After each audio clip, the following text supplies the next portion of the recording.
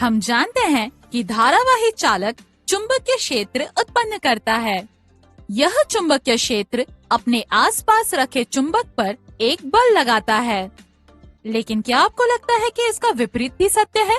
आइए हम इसका पता लगाने के लिए एक क्रियाकलाप करते हैं। जानने के लिए यह वीडियो देखिए। मोटरें हमारे दैनिक जीवन का एक महत्वपूर्ण भाग बन गई है, क्योंकि हम इन मोटरों पर चलने वाले आधुनिक गैजेट्स का उपयोग करते हैं, जो इन मोटरों को चलाने के लिए इस्तेमाल किए जाते हैं। सभी विद्युत मोटरों के कार्य सिद्धांत को चुंबकीय क्षेत्र में धारावाही चालक पर लगने वाले बल के अध्ययन से समझ सकते हैं।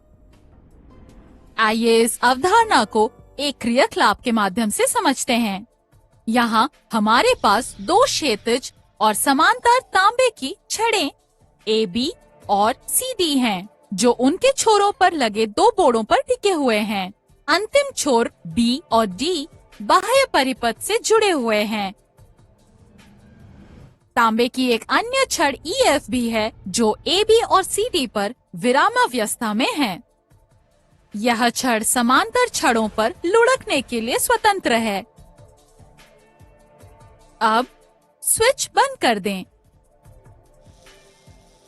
परिपथ के माध्यम से धारा प्रवाह शुरू हो जाता है। ध्यान दें कि छड़ EF नहीं चलती है चुंबकीय क्षेत्र की अनुपस्थिति में। धारा प्रवाह बंद कर दें।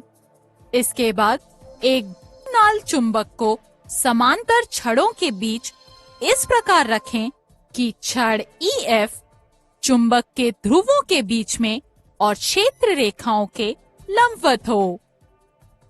एक बार फिर छड़ EF नहीं चलेगी। यह स्पष्ट करती है कि जब छड़ EF में कोई धारा प्रवाहित नहीं होती है, तो यह चुंबकीय क्षेत्र की उपस्थिति में भी स्थिर रहती है।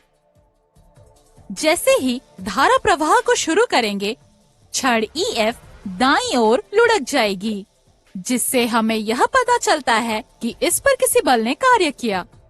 इस अवलोकन से यह कहा जा सकता है कि चालक छड़ किसी भी प्रकार के बल का अनुभव नहीं करती है, जब केवल धारा चुंबकीय क्षेत्र उपस्थित रहता है।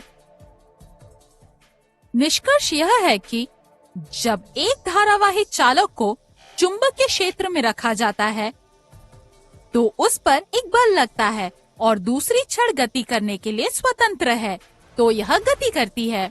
इस परिघटना को मोटर प्रभाव कहते हैं और इस पर लगने वाले बल को मोटर बल कहते हैं। यह मोटर बल ही है जिसके कारण विद्युत मोटर चलती है।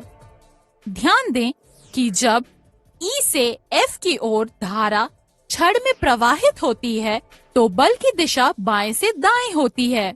यदि छड़ में धारा की दिशा उत्क्रमित कर दी जाए तो क्या होता है?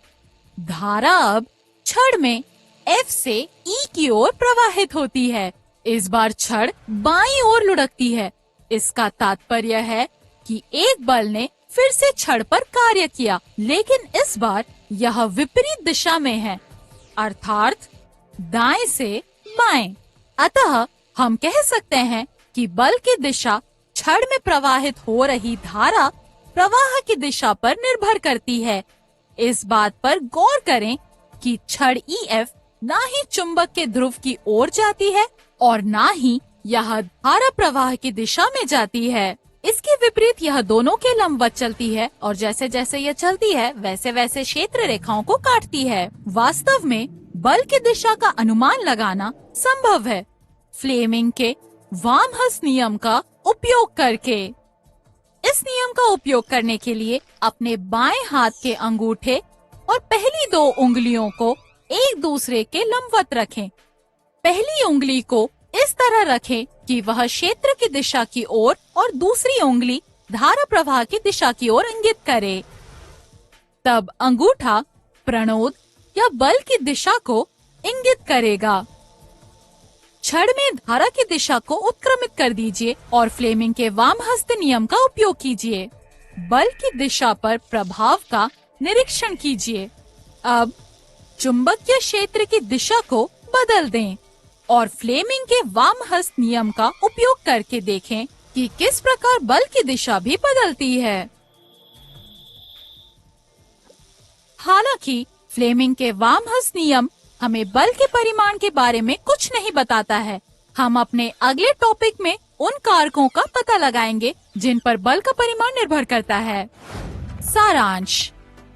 जब एक धारावाही चालक को चुंबकीय क्षेत्र में रखा जाता है तो उस पर एक बल कार्य करता है और यदि चालक गति करने के लिए स्वतंत्र है तो वह गति करता है। इसे मोटर प्रभाव कहते हैं। बल की दिशा फ्लेमिंग का वामहस्त नियम द्वारा दिया जाता है। हम जानते हैं कि धारावाही तार और कुंडली किसी विद्युत चुंबक पर बल लगा सकती है। इसे मोटर प्रभाव कहते हैं। लेकिन यह बल किन कारकों पर निर्भर करता है